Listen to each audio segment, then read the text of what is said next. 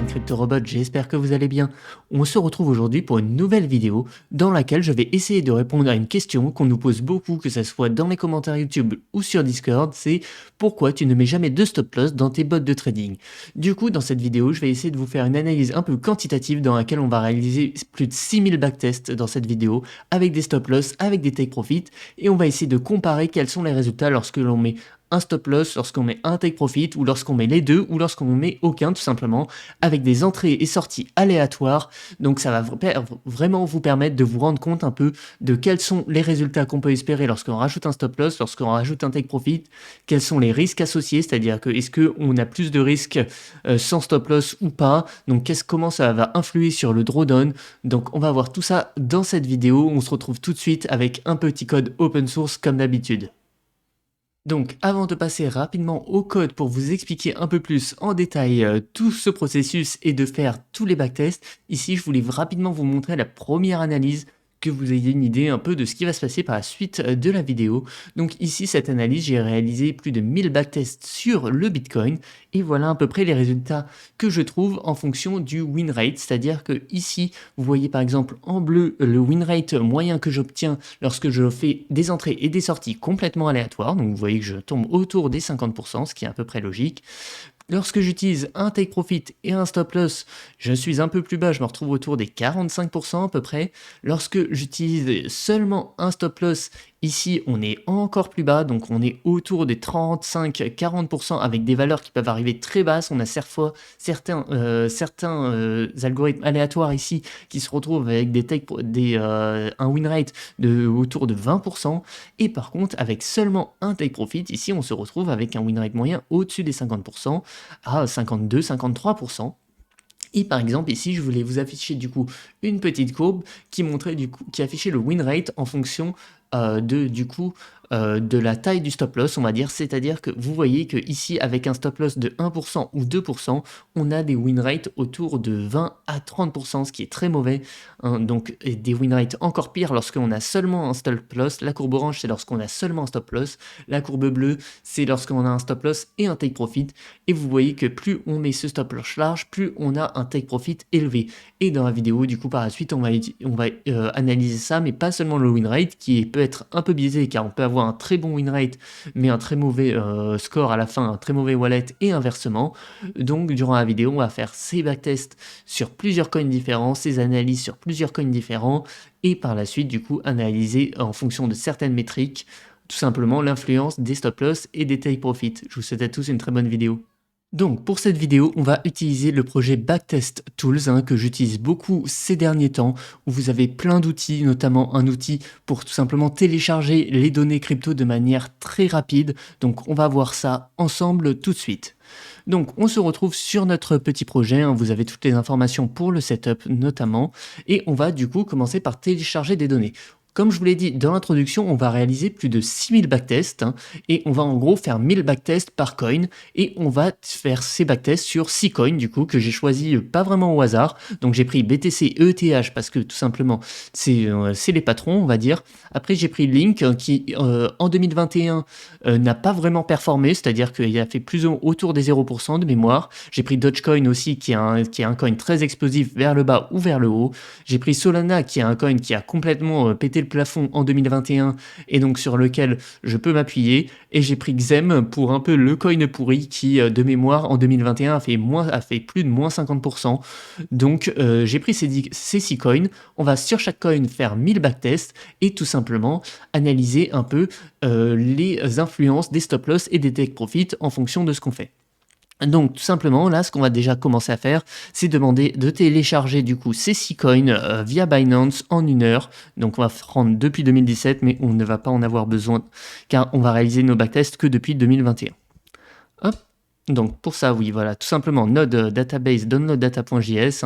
Donc j'ai fait une vidéo spécialement sur ce petit bout de code, vous pouvez aller la voir, qui s'appelle télécharger données crypto ou je ne sais plus, quelque chose comme ça. Et comme vous voyez, c'est très rapide. Faut bien vous dire qu'on télécharge plus de 40 000 bougies à chaque fois en quelques secondes. Donc c'est vraiment une grande force. Vous voyez, c'est presque déjà fini. J'en profite de ces petites secondes pour vous inviter à vous abonner à notre chaîne YouTube si ce n'est pas déjà fait, c'est le meilleur moyen de nous soutenir. Et après, si vous voulez nous soutenir un peu plus financièrement et profiter davantage, vous pouvez par exemple passer par nos liens d'affiliation qui sont dans la description lorsque vous vous inscrivez sur une nouvelle plateforme crypto, comme FTX par exemple. Donc, vous voyez, c'est déjà fini. Donc ensuite, ce qu'on va faire, c'est qu'on va passer sur un petit fichier que j'ai créé qui s'appelle TPSL Analysis. Donc c'est un fichier dans lequel on va tout simplement pouvoir analyser en fonction de take profit et de stop loss un peu nos conséquences sur un backtest.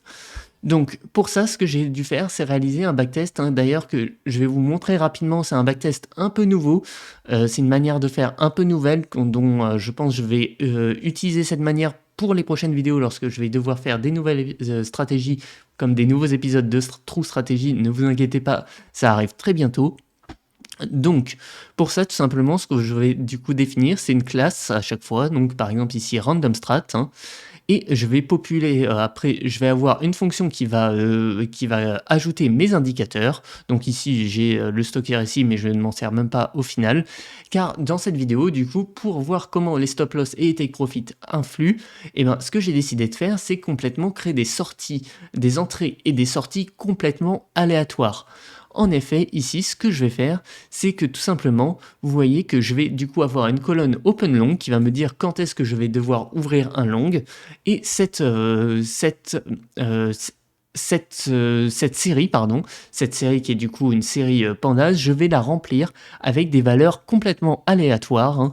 Vous voyez que ici du coup, je vais la remplir avec ma variable OpenProba que j'ai définie à une chance sur 24, c'est-à-dire que ici, en moyenne, je vais avoir une chance sur 24 d'ouvrir une position, donc c'est-à-dire à peu près une fois par jour, car je vais réaliser mon backtest en heure, donc une fois toutes les 24 heures. Et je vais faire exactement la même chose pour les sorties, c'est-à-dire qu'on va avoir des entrées et des sorties complètement aléatoires, en moyenne une fois toutes les 24 heures. Hein. Donc je remplis ça avec une loi binomiale, vous avez peut-être déjà entendu le nom de cette loi au lycée par exemple, mais c'est quelque chose du coup, une manière de remplir aléatoirement soit oui soit non, tout simplement en fonction d'un certain paramètre. Donc ici j'ai mis une chance sur 24 et à partir de ça on va pouvoir ouvrir ou fermer notre longue de manière totalement aléatoire. À partir de ça, je vais run tout simplement mon backtest, du coup avec un take profit et un stop loss que j'aurai fixé, hein. C'est-à-dire que par exemple ici, j'ai fixé ici mon take profit à 5% et mon stop loss à 5%. Si je mets 0, c'est-à-dire que je ne veux pas de stop loss ou pas de take profit. Et à partir de là, du coup, ça va nous réaliser un petit backtest. Donc je vais tout simplement exécuter ça car ce ne sont que des fonctions. Et ici, du coup, ce qu'on va faire, c'est par exemple, on va commencer par BTC. On va télécharger du coup toutes les données en une heure de BTC. Hein, donc on peut vérifier nos données, on les voit juste ici.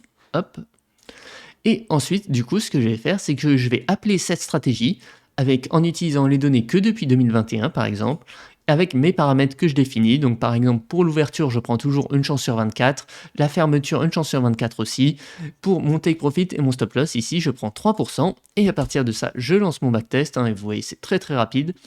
Et vous voyez que par exemple, ici, en commençant à 1000 $ en 2021 avec nos entrées et sorties complètement aléatoires, je finis à 236 $, hein, donc vous voyez, c'est vraiment très mauvais. On voit par exemple en bleu la courbe du Bitcoin et la courbe du wallet, c'est vraiment pas très glorieux. Après, ce qu'il faut bien vous dire, c'est qu'ici, c'est des entrées et des sorties complètement aléatoires, mais comme vous voyez, ici, à chaque fois que je relance, je vais avoir des résultats du coup complètement différents. Vous voyez que ici, par exemple, je me retrouve où je fais au début des très belles performances et après complètement crash. Donc vous pouvez exécuter ça, voilà, autant de fois que vous voulez, potentiellement en modifiant les paramètres. Hein. Par exemple, si on veut un stop loss plus large, imaginons à 5%, vous voyez qu'on n'obtient pas quelque chose forcément de mieux. Mais surtout, les entrées et les sorties sont totalement aléatoires. Donc ici, bouger les paramètres, ça ne va pas nous indiquer grand-chose. Par contre, ce que je vais faire juste ensuite, c'est que cette petite itération, on va dire, je vais la réaliser 1000 fois pour chacun des coins, et je vais comparer du coup, à partir de ces 1000 itérations, quelles sont les influences lorsque j'ai un take profit, lorsque j'ai un stop loss, lorsqu'il est haut, lorsqu'il est bas, etc. Donc ça va être le code juste en dessous. Vous voyez que ici, du coup, je vais faire tout simplement, une itération de 1000 fois et dire à chaque fois que du coup mon ouverture, je mets à chaque fois que c'est entre 12 et 72 heures, hein, de probabilité. Pareil pour la clôture, donc ça c'est pour pas trop influer sur des résultats, c'est pour ça que je mets ça aléatoire entre 12 et 72 heures, ce que j'estime moi, plutôt correct et ce que je vais chercher souvent dans mes bots de trading, c'est-à-dire un bot qui prend des positions entre 24 et 72 heures, hein, donc entre 1 et 3 jours à peu près. Et à partir de ça, du coup, je vais placer mes take profit et mes stop loss. Donc ici, je vais les faire varier, par exemple, au début, du coup, entre, par exemple, tac, 1, du coup, et 12% par exemple. Et on va faire pareil pour les stop loss. On va faire varier entre 1 et 12% et on va exécuter ce petit code simplement qui du coup va exécuter 1000 fois avec à chaque fois des paramètres différents notre petit backtest et va nous donner un petit résultat. Donc vous voyez, on va exécuter, hein. Donc ça va prendre beaucoup de temps, je vais vous faire un petit cut promis, mais sur mon ordinateur ça prend à peu près 6 à 7 minutes je crois d'exécuter 1000 itérations de ce code là. Vous voyez on enchaîne comme ça, mais je vous retrouve dès que c'est fini pour qu'on analyse ensemble les résultats. Donc, mes 1000 backtests sont finis sur le Bitcoin. Vous en avez eu une rapide vision dans l'introduction de la vidéo, mais maintenant je vais vous montrer plus précisément un peu ce que ça donne. Donc ici, vous voyez qu'on se retrouve avec notre tableau qui représente nos 1000 backtests, et à chaque fois, on a pas mal de métriques en fonction de ces backtests. On a le Sharpe ratio, qui est un ratio très important, qui est un des ratios les plus utilisés, notamment pour calculer, on va dire, un peu le risque-reward, hein. Donc, je ne vais pas rentrer en détail du tout sur le calcul de ce ratio aujourd'hui, mais pour vous indiquer très rapidement que lorsqu'on a un Sharpe ratio en dessous de 0, c'est très mauvais. Lorsqu'il est négatif, c'est très mauvais. Lorsqu'il est compris entre 0 et 1, c'est plutôt qu'on sous-performe l'actif. Et lorsque l'on est au-dessus de 1, c'est qu'on surperforme l'actif en prenant en compte à chaque fois le risque par rapport à l'actif, hein. Donc ça, c'est quelque chose qui est très important. Donc ici, on se retrouve du coup avec nos 1000 backtests et je vais pouvoir du coup choisir d'analyser, de faire toutes mes analyses en fonction d'une certaine métrique. Donc par exemple, pour que ça soit assez clair pour vous, je vais commencer par analyser par rapport au wallet. Donc ici, vous voyez que lorsque je fais mes backtests et lorsque je fais la moyenne des wallets, donc lorsque j'ai une entrée random, hein, donc complètement entrée et sortie random, donc je me retrouve avec une moyenne de 1056, hein, donc je passe de 1000 à 1056, donc c'est très léger, mais on est quand même en positif. Lorsque je ne fais que avec un take profit, je me retrouve avec un wallet à 994, donc c'est à peu près la même chose, un peu moins bon, mais on a quand même à peu près la même chose. Lorsque je me retrouve avec seulement un stop loss, ici je suis à 815 de moyenne, hein, donc là ça commence à être bien en dessous, on voit que c'est assez faible. Et là par contre, lorsque j'ai un take profit et un stop loss, forcément vous voyez que un take profit on a des moins bons résultats, un stop loss on a des moins bons résultats, et ben quand on combine les deux ça fait pas de miracle, c'est encore pire, hein. Donc vous voyez qu'on se finit avec en moyenne 700 de wallet, hein. Et par exemple, un peu, ce qui peut être assez marrant, on va dire, c'est du coup d'analyser un peu les meilleurs et les pires résultats. Vous voyez qu'on a eu une entrée random quand même, où on finit avec un wallet de plus de 3000 $, hein, donc c'est quand même clairement pas mal, hein. Je pense qu'on surperforme le Bitcoin en 2021. En 2021, je crois pas que le Bitcoin a fait x3, ou alors tout juste à peu près.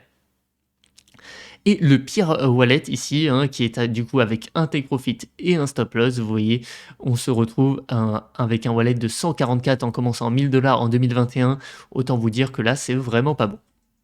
Donc ici, on va réafficher un peu ce qu'on appelle nos boîtes à moustaches du coup. On voit que de très loin, là, on a les meilleurs résultats, c'est quand même avec notre random, hein, c'est-à-dire que lorsque on a des entrées et sorties complètement aléatoires, on voit que c'est pas mauvais non plus lorsque on a juste notre take profit. Par contre, lorsqu'on a des stop loss, là, ça rentre, ça devient très mauvais. Quelque chose qui va être intéressant à analyser, par contre, c'est du coup la performance en fonction tout simplement du stop loss. Donc pour analyser tout ça, maintenant je vais faire entrer en compte plutôt le Sharpe ratio qui est pour moi du coup le plus intéressant à analyser, car on va aussi analyser le risque associé, car analyser un wallet, passer de 1000 à 1200, ça peut être très bien si on a pris très peu de risques. Inversement, passer de 1000 à 2000, si on passe par des drawdowns de moins 50%, cela indique que dans le futur, on risque tout simplement de revenir à 1000 très rapidement et c'est très dangereux. Donc pour ça, je vais utiliser le Sharpe ratio qui est pour moi bien plus utile et bien plus représentatif. Donc pour analyser du coup rapidement les mêmes résultats, on tombe à peu près avec la même chose, hein, avec toujours nos entrées et nos sorties aléatoires qui sont des meilleurs résultats, seulement take profit ensuite, seulement stop loss ensuite, et là ensuite les deux. Et du coup, on va pouvoir analyser un peu ce que l'on a. Donc, on voit que lorsque, du coup, ici, on a en abscisse hein, le pourcentage de stop loss qu'on a mis. Donc, on avait dit qu'on l'avait mis entre 1 et 12. Et en ordonnée, on a notre Sharpe ratio. Avec notre courbe verte qui est tout simplement la moyenne du Sharpe ratio avec entrée et sortie aléatoire. Et en rouge, moyenne avec seulement des take profit, où forcément, on ne peut pas dessiner une courbe car il n'y a pas de stop loss. Donc ici, comme vous voyez, eh ben, lorsque on met un stop loss très serré, eh ben, on a un très mauvais ratio risk-reward et c'est vraiment très mauvais tout simplement de mettre un stop loss autour, en dessous des 4%, hein, et à partir de 4%, on voit que ça commence à remonter un peu plus sérieusement, mais en dessous de 4%, mettre un stop loss, en tout cas lorsqu'on veut trade en 1 heure et qu'on veut trade des trades entre 12 et 72 heures, eh ben, on voit qu'en moyenne c'est très très mauvais et que c'est tout simplement les pires résultats qu'on peut obtenir, hein.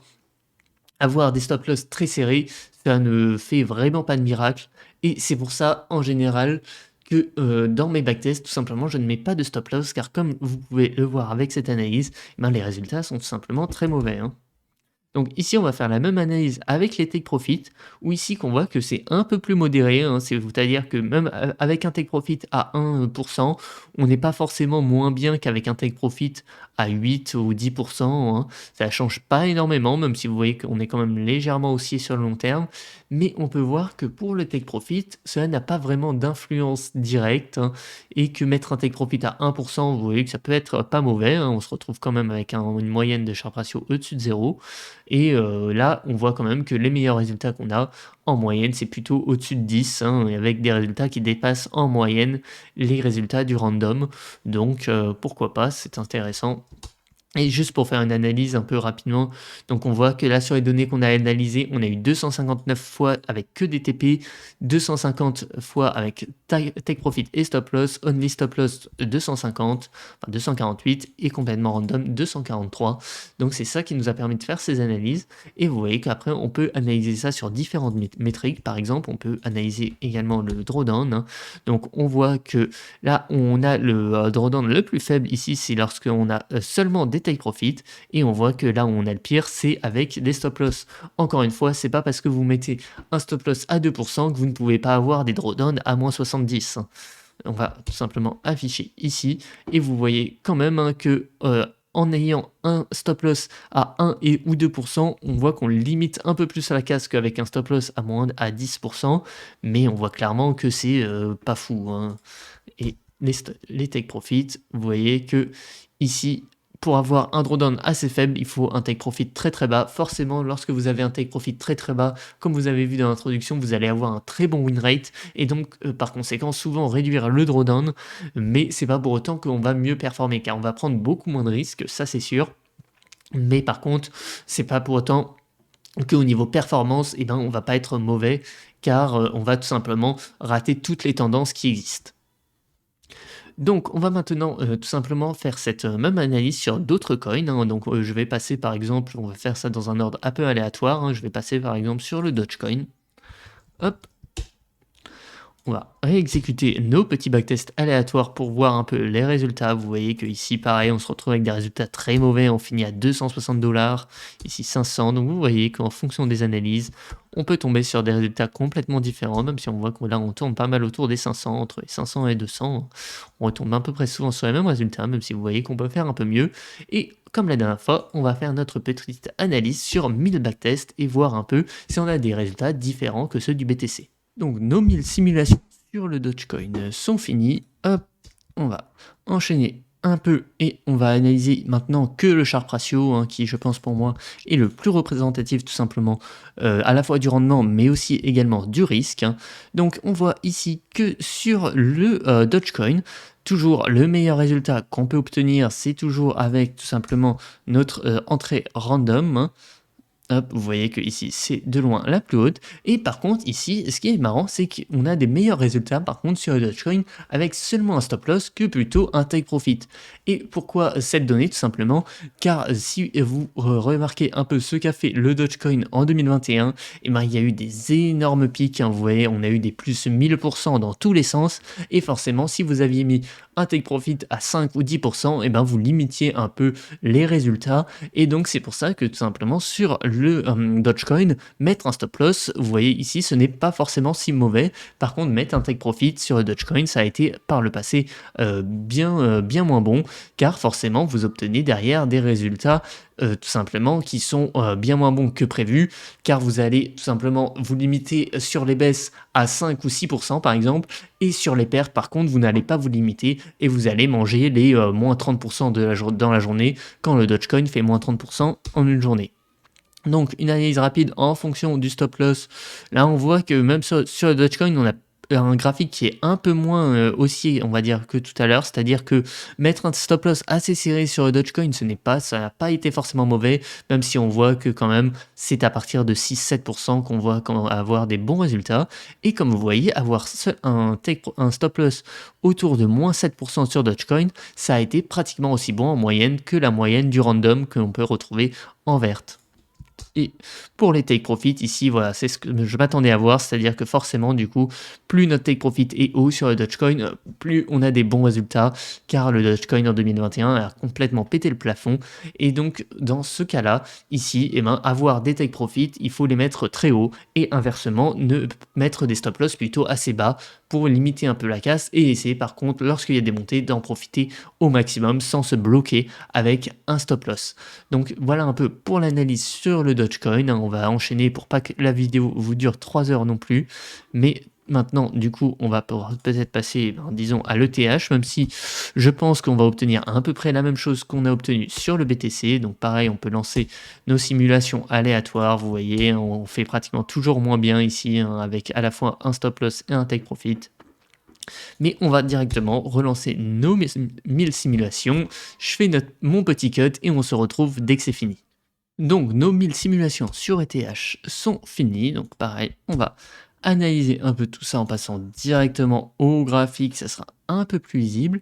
Et ici, cette fois, on voit à peu près la même chose, comme je vous l'ai dit, que sur le BTC. C'est-à-dire que les meilleurs résultats restent à peu près le random, même si, comme on voit seulement le take profit, on voit que ça vraiment se bataille avec le random. Et ensuite, en dessous, on a seulement les stop loss. Et en dernier, take profit et stop loss. Donc, allons voir un peu l'analyse de la valeur du stop loss, hein. Comme on voit sur ETH, pareil que sur BTC, un stop loss très serré, c'est très mauvais. Un stop loss autour de 1, 2 ou 3%, jusqu'à 4%, on voit que c'est très mauvais. À partir de 4%, on voit qu'on peut commencer à s'en sortir, hein, notamment ici avec un pic, on va dire, à 7%, un stop loss à 7%, vous voyez que ça arrive à peu près à challenger notre random ou notre seulement take profit. Et on va analyser aussi le take profit.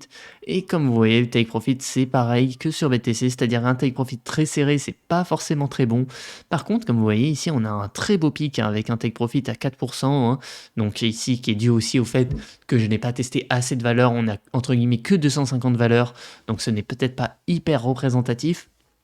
Mais c'est quand même assez représentatif et comme vous voyez, on s'en sort quand même avec aussi un take profit. Lorsqu'on met un take profit autour de entre 7 et 10%, des résultats meilleurs que tout simplement le random assez classique. Et c'est le même cas lorsqu'on veut mettre un take profit et un stop loss.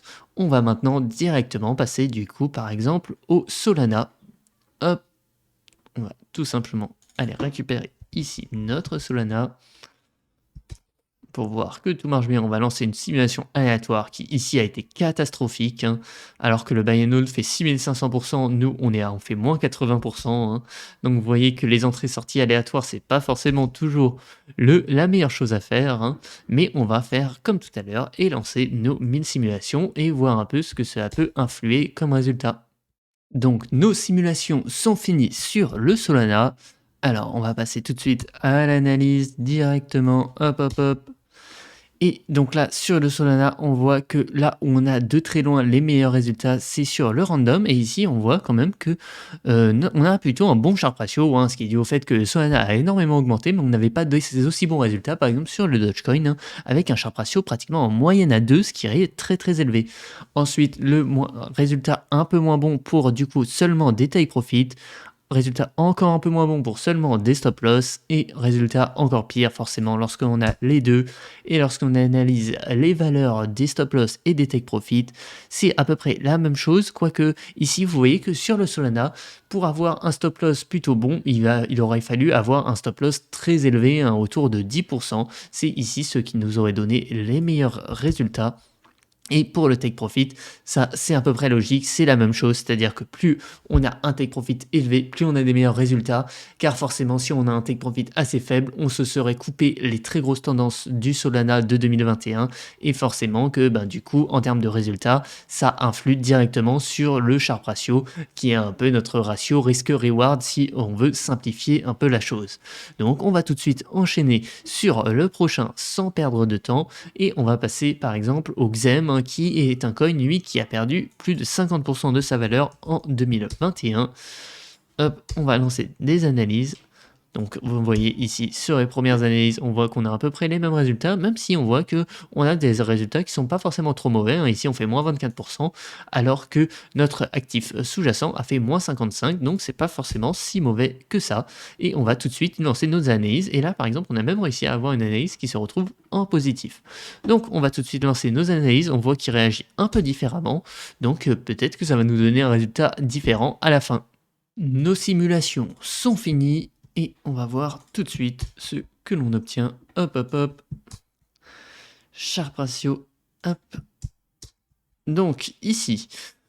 Et là, on a des résultats encore une fois un peu différents. Comme vous voyez ici, les meilleurs résultats qu'on obtient sont avec seulement un take profit. Donc lorsque le coin est plutôt baissier, hein, comme ça a été le cas pour XEM peut-être, les résultats qui semblent les meilleurs sont seulement avec les take profit. Et on voit par exemple que cette fois-ci, avec les take profit et les stop loss, on obtient des meilleurs résultats que seulement avec des stop loss. Donc c'est vraiment une information qui, pour moi, est intéressante. Avec pareil les stop loss, hein, au début qui sont très mauvais lorsque l'on a des des stop loss trop serrés, hein, avec comme on peut le remarquer encore entre 6 et 10% à peu près qui semblent être les bonnes distances de stop loss pour ces horizons de temps.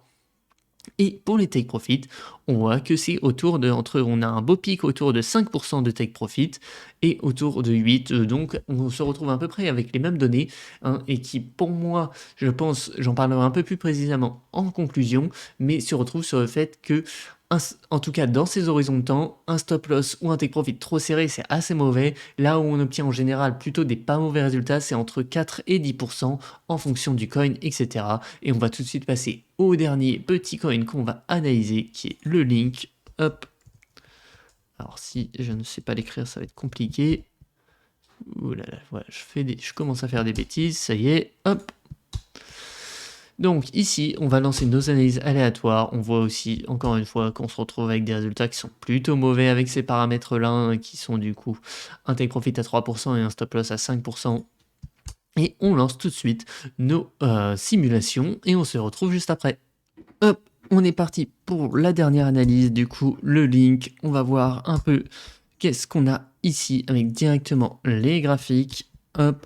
Ici, on retrouve encore une fois que le random est le meilleur, hein. Donc, la seule fois où le random n'a pas été le meilleur, c'est sur XEM, un coin qui a fait moins 50%, là où cette fois où les take profits seulement ont été meilleurs. Mais ici, on se retrouve que dans le même sens qu'on a eu sur Bitcoin et Ethereum, avec le random qui fait le meilleur résultat, le take profit only ensuite le seulement stop loss et en dernière position, le take profit et stop loss. Et on va passer rapidement sur l'analyse des résultats.